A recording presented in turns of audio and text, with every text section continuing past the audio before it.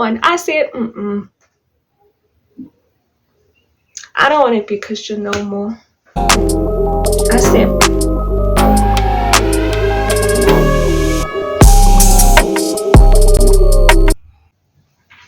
hello, welcome back to another one. I hope that you've been good. I hope that you've been well. Let's get into it. So today we're going to be talking about peace. I'm going to be reading from Matthew chapter 5, verse 22 to 24. So the verse reads as follows. But now I tell you, whoever is angry with his brother will be brought forth to trial. Whoever calls his brother, "You good for nothing," will be brought before council.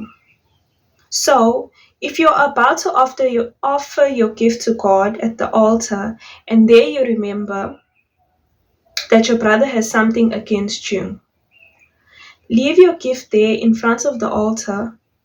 Go at once and make peace with your brother, and then come back and offer your gift to God. So recently, I got into conflict with a colleague of mine. So she has a habit of, if something's going on with her or if something is upsetting her, she takes her frustrations out on everyone. So on this particular day, she wanted to have an argument with me. So I knew that I wasn't wrong, so I argued back, right?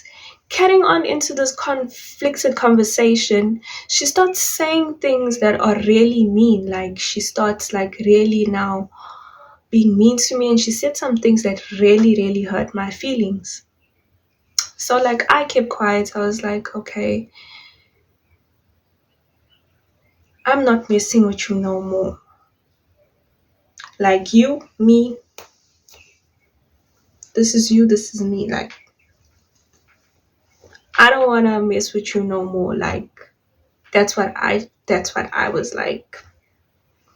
I didn't say it to her, but in my heart, that's what I was thinking. So I came back home later that day, and I was just speaking to the father about the situation. I was like, this really hurt my feelings. It really hurt me. I was so upset. Why would you be so mean? And I was telling God, I don't want to do with anything to do with her anymore.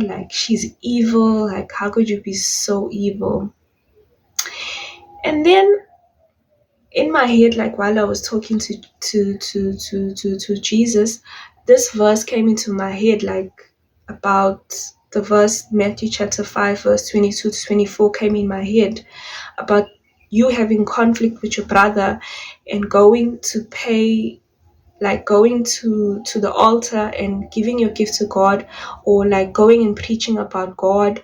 Meanwhile, you have conflict with someone, but you going and you are preaching the word of God and being a Christian and being this good person, when in your heart you have hatred. Jesus does not like that. You have to, if you've got something against someone, you must sort it out and then move forward. Forgive them and move forward. So I was like, that's a tough one. That was a tough one. I said, I don't want to be Christian no more. I said, that's a sacrifice and a half. Now I have to be nice to her after what she said. I was like, no. So anyway, so after that conversation, I had to change my heart and just ease my way into things. I had to put my peace first instead of putting unforgiveness or dislike first. So it's not something that happened over the day where I was like, oh yes. No, I just had to be calm, and if I felt myself getting upset, I would calm myself down and be and then eventually, as maybe the time went by, I just put the after a while, I just started to feel better. I wasn't as angry as I was. And it eventually just subsided, and I was back to being my peaceful self.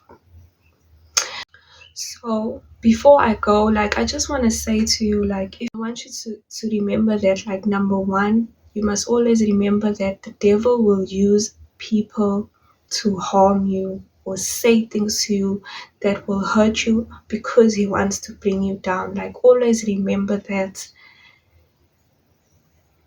Satan works through people to get to you. Number two, I want you to remember that the situations like this where you have conflict with someone, the devil uses those words that that person said, or even if you had a fight with someone, the devil uses those words to plant seeds of insecurities within you that he can use later on to upset you. Like, maybe someone said you fat, or like something that hurt your feelings. Like, the devil will use that seed, plant that seed into you, and then later on he'll use it against you. Maybe when you're sitting alone. You get what I'm saying? Like, he uses those things to plant seeds of insecurities into us. Number three is the most important one. I want you to remember that the devil does not want you to have peace.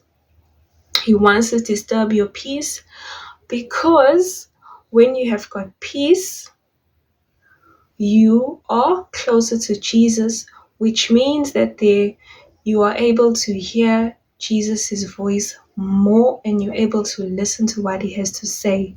So that is why the devil wants to disturb your peace. Your peace is important. Like, always put your peace first.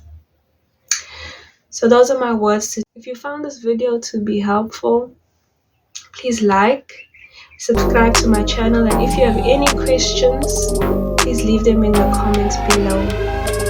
Thank you for your time.